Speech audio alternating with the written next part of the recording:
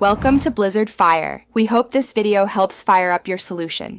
In this video, I will explain how to connect your phone to your Nissan Rogue. First, make sure your phone's Bluetooth is turned on and discoverable. Then, on your Rogue's infotainment screen, tap the phone button. From there, select Connect New Device to start searching for your phone. This initial step is crucial for establishing the wireless link between your device and the vehicle's system. Once your phone appears on the screen, select it from the list.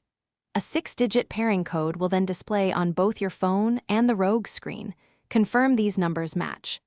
After successful pairing, your Rogue will ask for permission to access your contacts and messages.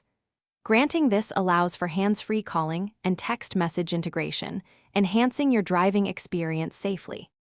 For a wired connection, simply plug your phone into the Nissan Rogue's USB port using a quality cable. This will typically launch Apple CarPlay or Android Auto automatically, depending on your device. This connection method provides a stable link, allowing you to use your phone's navigation, stream music, and access compatible apps directly through the vehicle's touchscreen, offering a seamless and integrated experience. If you encounter issues, try restarting both your phone and the Nissan Rogue's infotainment system.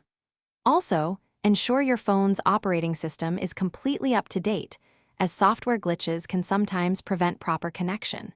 For other great deals, like those on leak-proof meal prep containers to keep your food fresh and organized, be sure to check the description below this video.